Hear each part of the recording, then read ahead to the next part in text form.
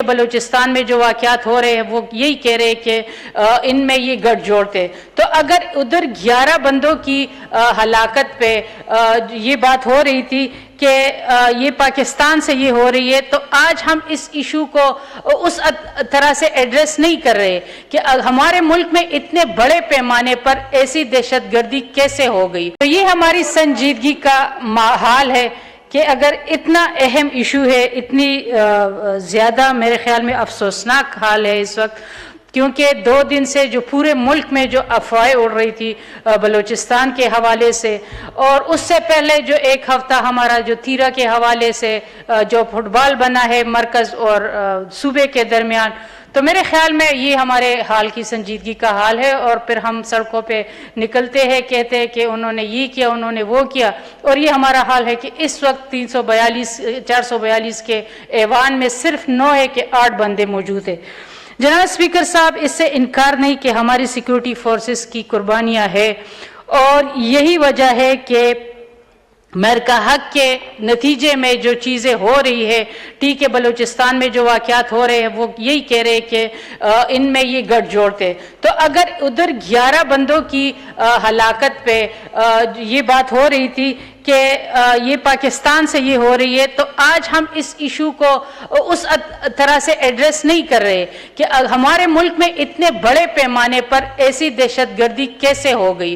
اور افسوس تو اس وقت بہت زیادہ ہوتا ہے جب ان دہشت گردوں میں ہمارے خواتین انوالو ہو گئی ہے، ہماری بچے انوالو ہو گئی ہے، ہمارے بچے ان کے ساتھ دے رہے ہیں ان سوسائڈر میں. تو میرے خیال میں ہمیں اس کے لیے بہت زیادہ سنجیدگی کے ساتھ دیکھنا ہوگا. دوسری جو اہم چیز ہے کہ ہمارے صوبے 18 امینڈمنٹ تو ہم نے کر لی، لیکن ہمارے صوبے وہ رسپانسبلٹی نہیں لے رہی جو امن و امان کے حوالے سے ان کی بنتی ہے. میرے خیال میں اس وقت جو ضم اضلاع میں جو حالات بنے ہوئے ہیں ادھر بھی یہی حال ہے. صوبہ مرکز پہ ڈال رہے ہیں، مرکز صوبے پہ ڈال رہے ہیں، عوام برفباری میں ایسے بے یار و مددگار پڑے ہوئے ہیں، بہت سارے بچوں کی شہادتیں ہوئی ہے. تو ان پہ کون اس کے لیے رسپانسبل ہوگا؟ اگر امن و امان سے اس سے انکار نہیں ہے کہ اس وقت ملک میں امن و امان کی بہت بری صورتحال ہے، خاص کر خیبر پختونخوا کے ضم اضلاع میں اور بلوچستان میں، لیکن اس کے لیے صوبوں کو بھی رسپانسبلٹی لینی ہوگی. اگر جس طرح ہم کہہ رہے کہ 4 ارب روپے رکھے گئے ہیں، تو ان کے ٹرانسپورٹ کے بھی وہ ان کو اپنی جو چارج ہے وہ صحیح طرح سے ان کو اپنے پیسے نہیں مل رہے. ان کو ٹرانسپورٹ کے کسی کو 15,000 مل رہے، کسی کو 20,000 مل رہے. تو ہمیں اس کا بھی پوچھنا چاہیے کہ وہ پیسہ کدھر گیا. تو ان کے نام پہ جو پیسہ ایشو ہو رہا ہے تو ہمیں پوچھنا چاہیے کہ وہ کہاں گیا. ہم یہاں پہ یہ بھی بات کر رہے ہیں کہ جو یہ دہشت گردی ہو رہی ہے اور اس کا جو سب سے بڑی وجہ ہے وہ یہ ہے کہ اس کی ذمہ داری ہے کہ ہم ان کو ان کا حق نہیں دے رہے. تو یہ بھی صحیح بات ہے. ہمیں جو NFC ہے 2010 کے بعد NFC وارڈ نہیں ہوا، اور جو وعدے چاہے ضم اضلاع کے ساتھ ہوئے ہیں یا جو بلوچستان کی جو وہ ہے، تو ان کو NFC کا وہ پراپر حصہ نہیں ملا. یہ تو کہا جا رہا ہے کہ KP کو ہم وارنٹیئر کا 1% دے رہے ہیں، لیکن وہ 1% اس کے لیے نہیں ہے کہ وہ اس پہ اپنی اکوپمنٹ بہتر کرے. وہ جو اس کے نقصانات ہیں وہ 1% اس کے لیے دیا جا رہا ہے.